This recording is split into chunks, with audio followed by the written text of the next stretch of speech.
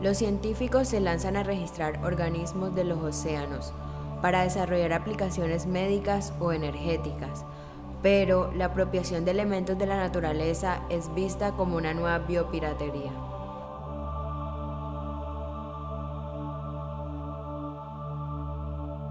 A muchos kilómetros bajo el mar, viven diversos organismos de características únicas y extraordinarias propiedades que los distinguen de la forma de vida terrestre. Los nuevos descubrimientos tecnológicos revelan la valiosa utilidad que podrían tener en el campo de la biotecnología y de la fabricación de fármacos. Y, a su vez, se abre el debate en torno a la aplicabilidad de los derechos de propiedad sobre dichos recursos, así como la patentabilidad de las invenciones que se obtengan de ellos.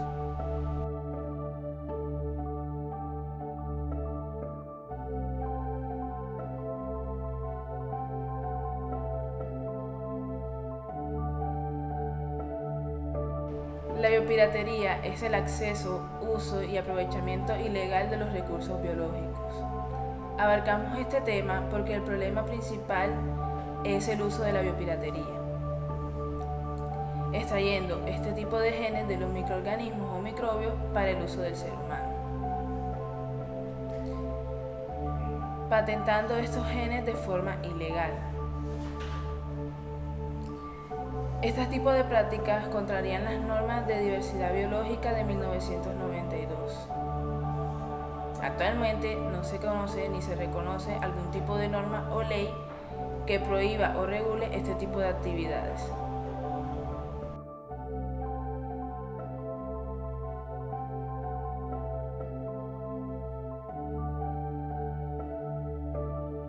Estados Unidos, por ejemplo, ha concedido 37 patentes de microorganismos marinos, aunque existan muchos interrogantes sobre la naturaleza de estos. En el ADPIC, administrado por la Organización Mundial del Comercio, se dice que un organismo puede ser patentado siempre y cuando éste sea nuevo y tenga fines industriales. Sin embargo, este patente debe ser protegido de otros organismos vivos en la naturaleza. Además, las leyes nacionales hacen una distinción entre estos hallazgos de estos patentes y aquellas invenciones que son derivadas de estos organismos o aquello que se obtiene del material genético de estas especies.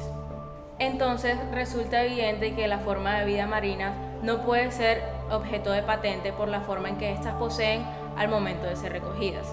Pero, ¿qué pasa con aquel material genético que posee valor comercial? Internacionalmente existen muchos debates sobre la patentación de estos microorganismos.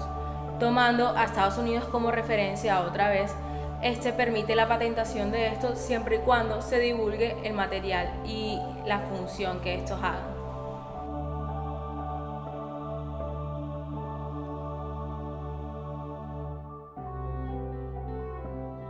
Como quiera que los recursos genéticos marinos se encuentran en la zona, que es una parte que está debajo de alta mar, todos los estados están interesados en que se reglamente jurídicamente la investigación, explotación y utilidad que puedan producir esos recursos, porque están ubicados en un sector del mar que se considera que pertenece a toda la humanidad.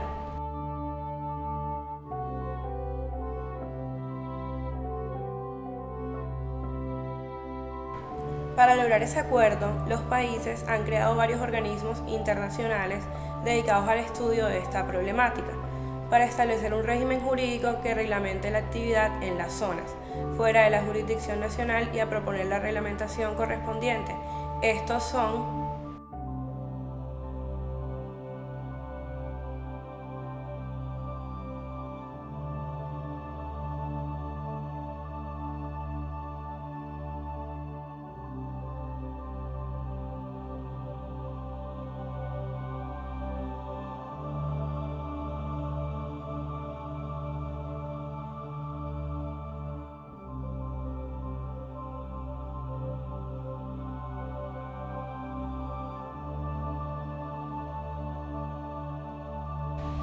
En Colombia son muy pocos casos los que se presentan acerca de la patentabilidad de organismos marinos, por lo que tenemos que recurrir a legislaciones internacionales para poder empaparnos del tema. En este orden de ideas, complementamos la doctrina y la jurisprudencia, enfocándonos en casos internacionales para poder tener un faro en el que podamos fundamentarnos. Es uno de los problemas que actualmente padecen los estados y fundamentalmente algunas regiones donde existen comunidades indígenas, donde existen reservas de la biosfera y recursos naturales que de una u otra manera no tienen un control por parte del Estado, lo que ha permitido que extranjeros fundamentalmente y algunas multinacionales, laboratorios farmacéuticos hayan utilizado de manera ilegal o se hayan apropiado de manera ilegal de seres de microorganismos, de plantas nativas, de comunidades indígenas, de especies naturales que solamente se producen en determinadas regiones del país. Muchas veces se extraen plantas, se extraen animales que se llevan de manera clandestina del país y de allí se obtienen productos terminados industriales, ejemplo, la quina, ejemplo, productos farmacéuticos que se obtienen incluso a través de algunas especies animales o de algunas especies vegetales, sobre todo en la industria de la tintura, en la industria de los polímeros. Esto se obtiene generalmente sobre la base de la transformación de estos productos naturales o biológicos, el uso indebido y el manejo indebido de las algas marinas. Estas hacen parte de la biodiversidad y son necesarias para la garantía de la vida en el fondo del mar. No obstante, se utilizan sus beneficios, sus componentes químicos, sus derivados para procesos industriales. Hay otro tipo de especies marinas como son los corales, que también vienen siendo saqueados sin ningún control por parte del Estado, atentando precisamente contra esta biodiversidad marina. Mi opinión personal es que ha habido una falta de control absoluto por parte del Estado frente a la conservación de la riqueza natural. Hoy nos encontramos ante algunas medidas incipientes para tratar de garantizar y protegerlo, pero por ejemplo podría exigirse que las oficinas de patentes fueran más exigentes frente a las invenciones derivadas de este tipo de vegetales o de microorganismos o de plantas naturales, sobre la denominación de origen de los mismos y sobre la autorización de las regiones o de los habitantes de un determinado territorio que utilizan estas especies para su propia subsistencia, para su propia vida en comunidad. Por lo anterior, la Corte concluye que no hay vicio alguno de constitucionalidad en el trámite. Mencionaré el Protocolo de Nagoya y el Protocolo de Cartagena.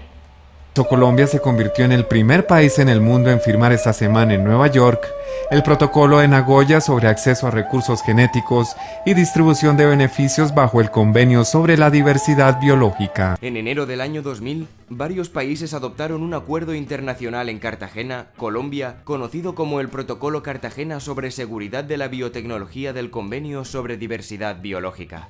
El objetivo principal del protocolo es proteger la biodiversidad asegurando que los OVMs sean manipulados, transportados y usados de forma segura. En este sentido, el protocolo establece reglas y procedimientos para regular los movimientos de OVMs de un país a otro y facilitar así la toma de decisiones. El primero protege los recursos por parte del Estado y el segundo es un instrumento que regula los organismos vivos, modificados, producto de la biotecnología moderna.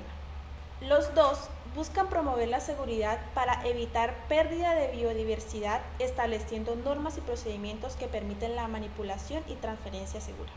Para garantizar igualdad y sostenibilidad, hay que prohibir la biopiratería y declarar ilegales las patentes que se basan en la piratería de los conocimientos tradicionales.